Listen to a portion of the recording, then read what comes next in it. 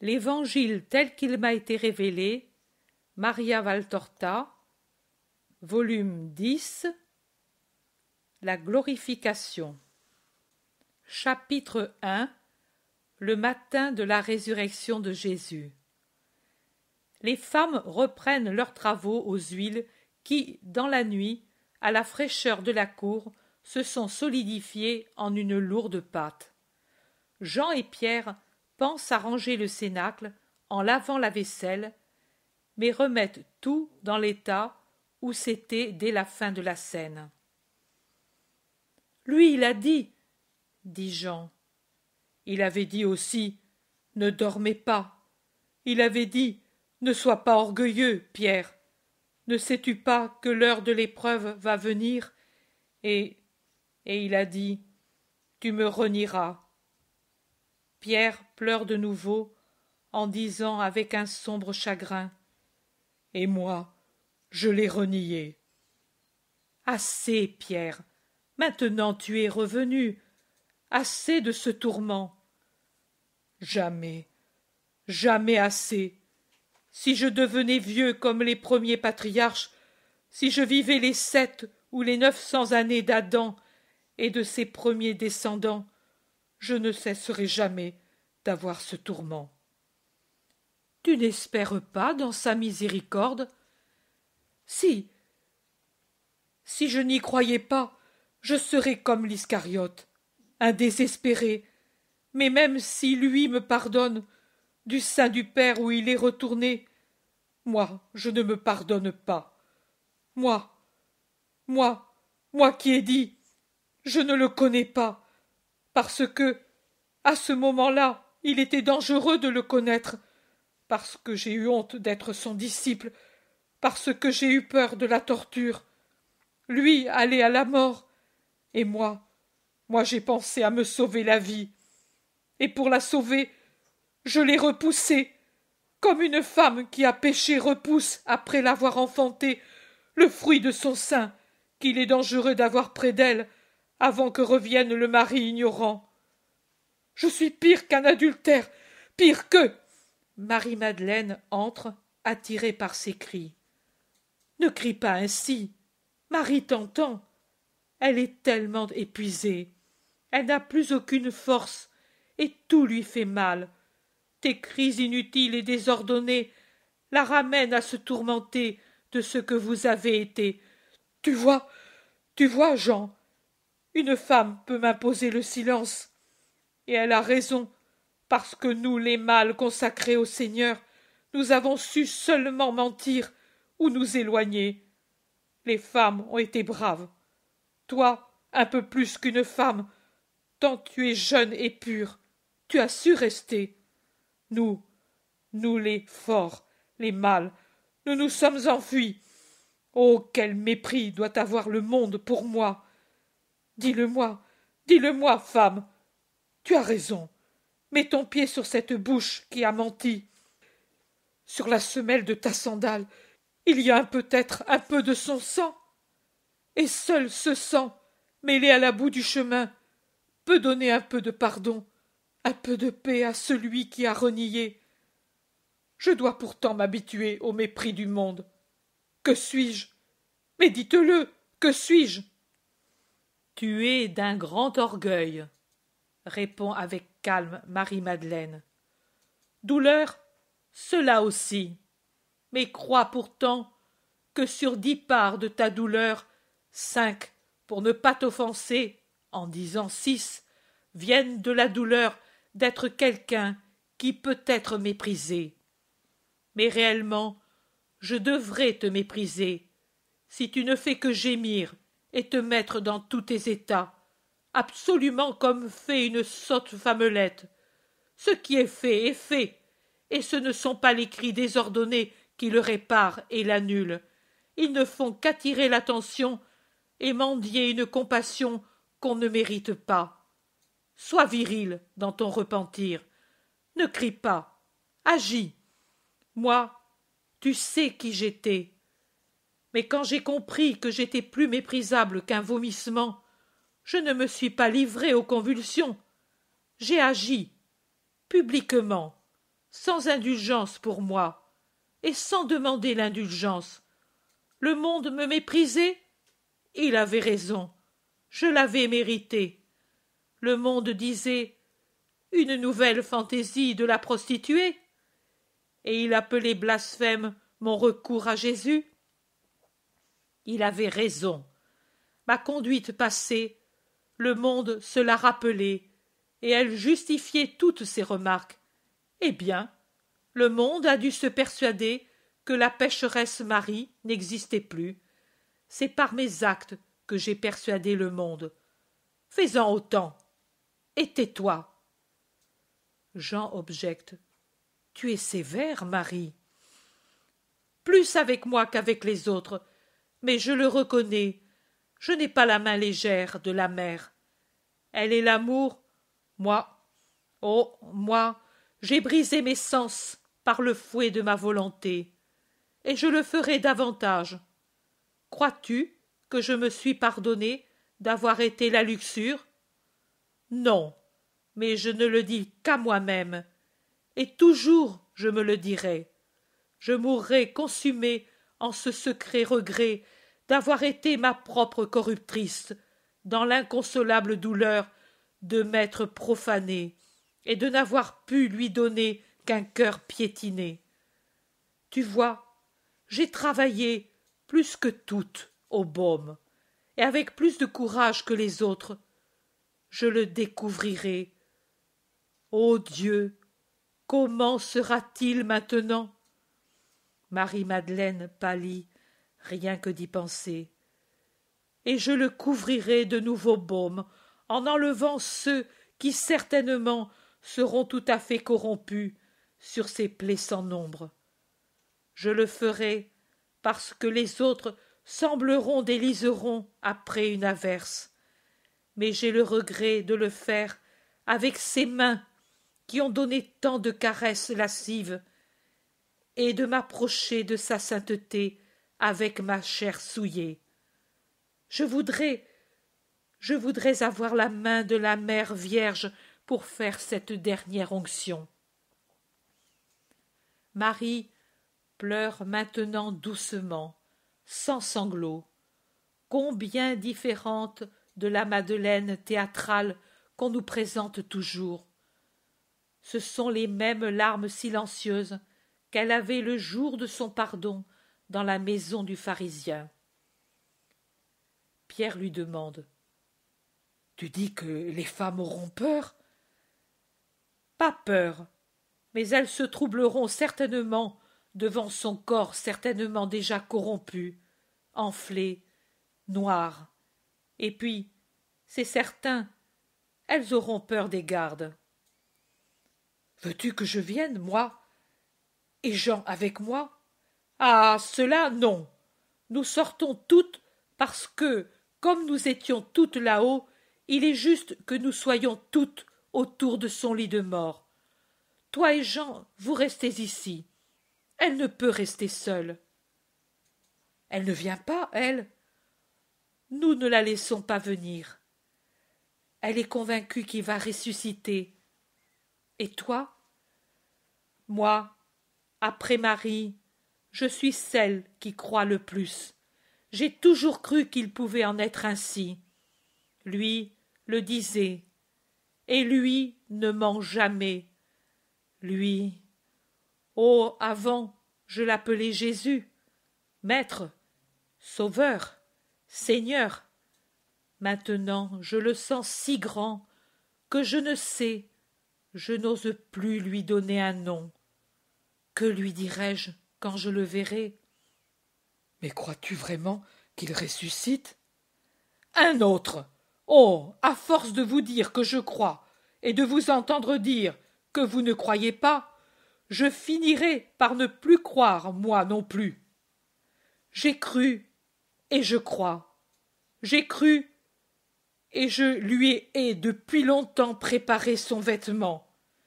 Et pour demain, car demain, c'est le 3e jour, je l'apporterai ici, près. Mais si tu dis qu'il sera noir, enflé, laid,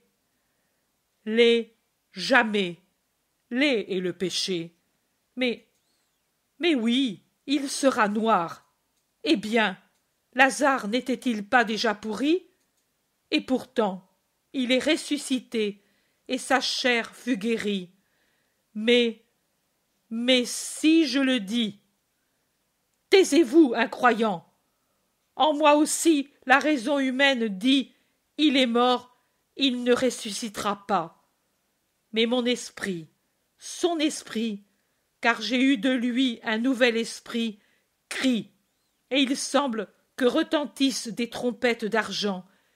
Il ressuscite, il ressuscite, il ressuscite. Pourquoi me battez-vous comme une nacelle sur les écueils de votre doute? Je crois, mon Seigneur. Lazare a obéi, malgré son déchirement, au Maître, et il est resté à Béthanie. Moi qui sais qui est Lazare de Théophile, un homme courageux, pas un levreau craintif, je puis mesurer son sacrifice de rester dans l'ombre et non près du Maître, mais il a obéi, plus héroïque dans cette obéissance que s'il l'avait arraché par les armes aux hommes armés. Moi, j'ai cru, et je crois, et je reste ici à l'attendre, comme elle. Mais laissez-moi aller. Le jour se lève, et à peine y verrons-nous suffisamment que nous irons au tombeau. Et Marie-Madeleine s'en va, le visage brûlé par les pleurs, mais toujours courageuse.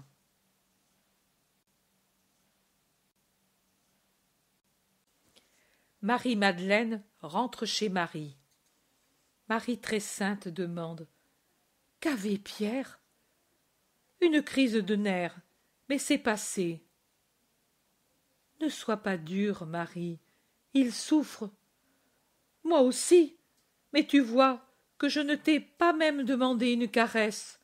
Lui a déjà été soigné par toi. Et moi, au contraire, je pense que toi seule, ma mère, tu as besoin de baume. Ma mère, sainte, aimée. Mais prends courage. Demain, c'est le 3e jour. Nous nous enfermerons ici, à l'intérieur, nous deux, ces énamourés. Toi, l'énamourée sainte, moi, la pauvre énamourée. Mais c'est comme je puis, que je le suis, avec tout moi-même. Et nous l'attendrons. Eux, ceux qui ne croient pas, nous les enfermerons à côté, avec leurs doutes. Et ici, je mettrai tant de roses. Aujourd'hui, je vais faire apporter le coffre. Je vais passer au palais et je vais donner des ordres à Lévi. Au loin toutes ces horribles choses. Il ne doit pas les voir, notre ressuscité.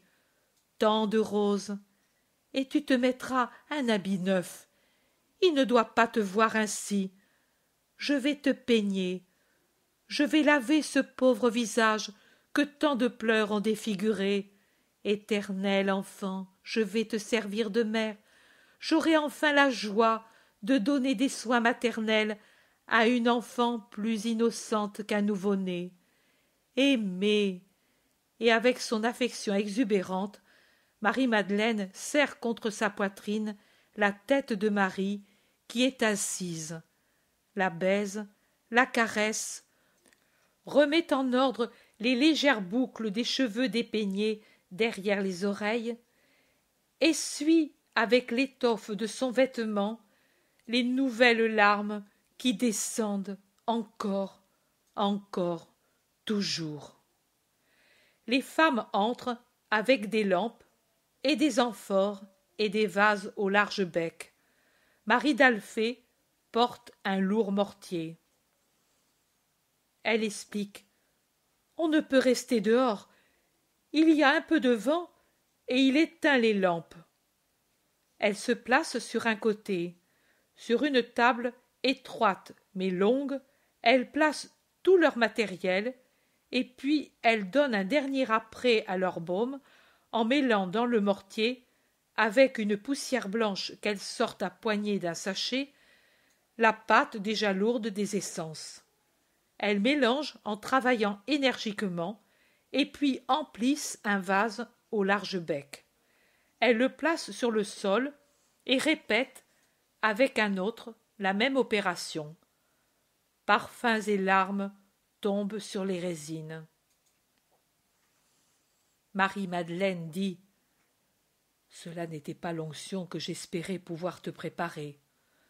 En effet, Marie-Madeleine, plus habile que toutes, a toujours réglé et dirigé la composition du parfum. Celui-ci est si entêtant qu'elle se décide à ouvrir la porte et à entr'ouvrir la fenêtre sur le jardin qui commence juste à blanchir. Toutes pleurent plus fort après l'observation à voix basse de Marie-Madeleine. Elles ont fini, tous les vases sont pleins. Elles sortent avec les amphores vides, le mortier désormais inutile, et plusieurs lampes. Il en reste seulement 2 dans la petite pièce, et elles tremblent, semblent sangloter elles aussi, avec les palpitations de leur lumière. Les femmes rentrent et ferment de nouveau la fenêtre, car l'aube est un peu froide. Elles se revêtent de leurs manteaux et prennent de larges sacs où elles placent les vases de baume. Marie se lève et cherche son manteau, mais toutes se pressent autour d'elle pour la persuader de ne pas venir. « Tu ne tiens pas debout, Marie, cela fait 2 jours que tu ne prends pas de nourriture. Un peu d'eau seulement. »« Oui, mère, nous ferons vite et bien, et nous reviendrons tout de suite. »« Ne crains pas, nous l'embaumerons comme un roi. Tu vois quel baume précieux nous avons composé, et combien. Nous ferons attention aux membres et aux blessures, et nous le mettrons en place avec nos mains. Nous sommes fortes, et nous sommes mères. Nous le mettrons comme un enfant dans son berceau. Et aux autres, il ne restera qu'à fermer sa place. » Mais Marie insiste. « C'est mon devoir, dit-elle. C'est moi qui l'ai toujours soigné. Ce n'est que pendant ces 3 années qu'il a appartenu au monde que j'ai cédé à d'autres de prendre soin de lui quand il était loin de moi. Maintenant que le monde l'a repoussé et renié, il m'appartient de nouveau, et je redeviens sa servante. » Pierre, qui avec Jean s'était approché de la porte sans être vu par les femmes, s'enfuit en entendant ces paroles.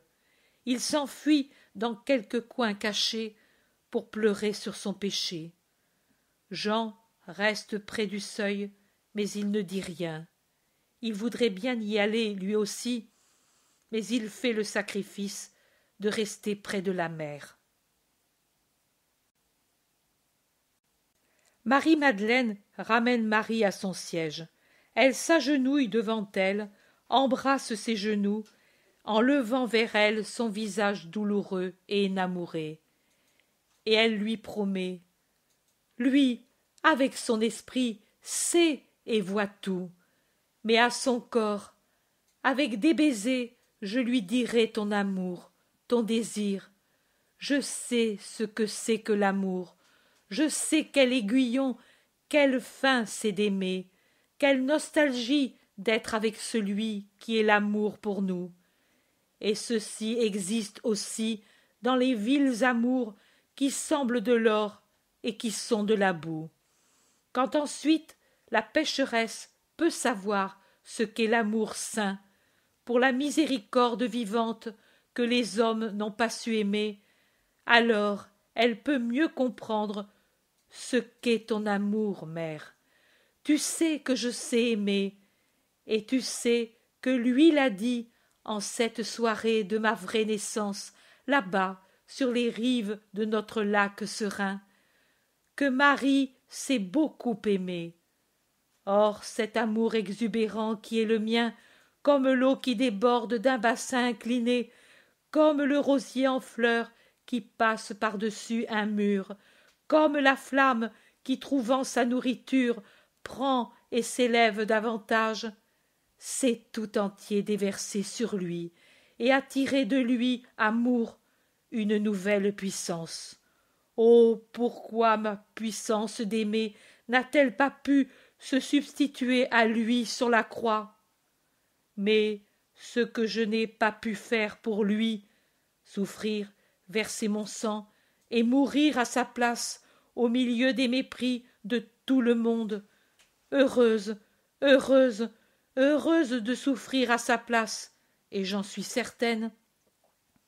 Le cours de ma pauvre vie en aurait été brûlé plus par l'amour triomphal que par le gibet infâme, et serait sortie des cendres la fleur nouvelle, candide de la vie nouvelle, pure, vierge, ignorante de tout ce qui n'est pas Dieu.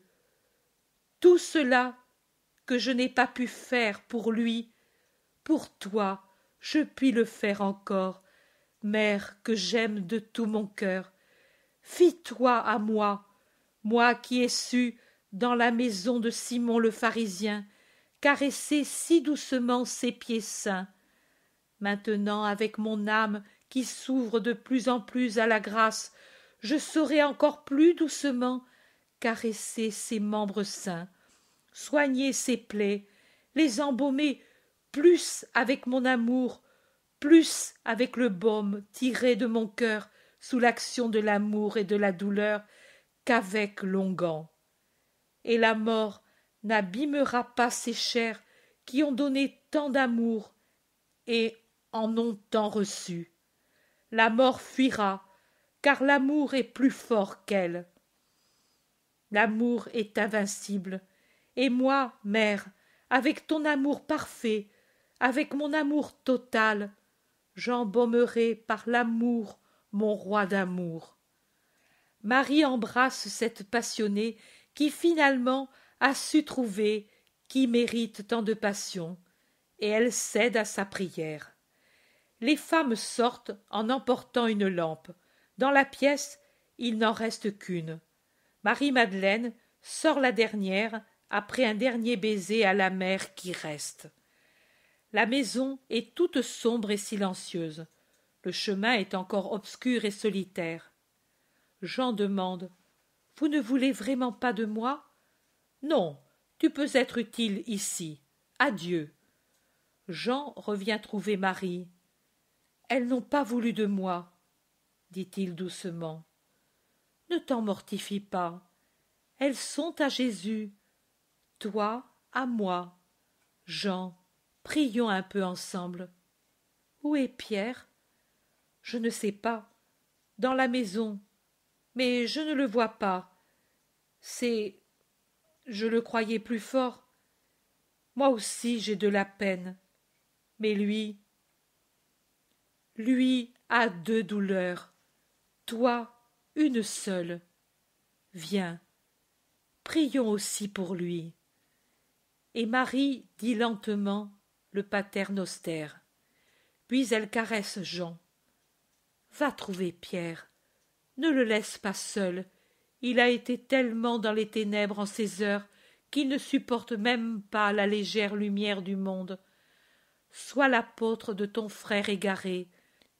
Commence par lui ta prédication.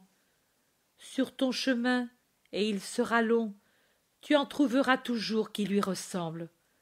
Commence ton travail avec ton compagnon. Mais que dois-je dire? Moi, je ne sais pas. Tout le fait pleurer. Dis-lui son précepte d'amour. Dis-lui que celui qui seulement craint ne connaît pas encore Dieu suffisamment, car Dieu est amour. Et s'il te dit « J'ai péché », réponds-lui que Dieu a tant aimé les pécheurs que pour eux il a envoyé son Fils unique. Dis-lui qu'à tant d'amour il faut répondre par l'amour. Et l'amour donne la confiance dans le Seigneur très bon.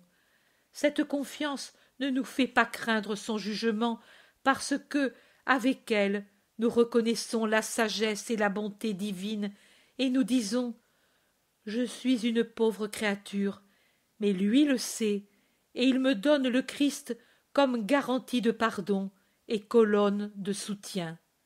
Ma misère est vaincue par mon union avec le Christ.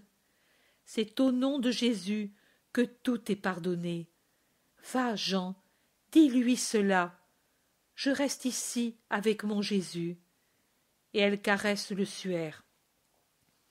Jean sort en fermant la porte derrière lui. Marie se met à genoux, comme le soir précédent, visage contre visage avec le voile de Véronique, et elle prie et parle avec son fils. Forte pour donner de la force aux autres, quand elle est seule, elle ploie sous son écrasante croix. Et pourtant, de temps en temps, comme une flamme qui n'est plus étouffée par le boisseau, son âme s'élève vers une espérance qui en elle ne peut mourir, qui croît, au contraire, avec l'écoulement des heures. Et elle dit aussi au Père son espérance et sa demande.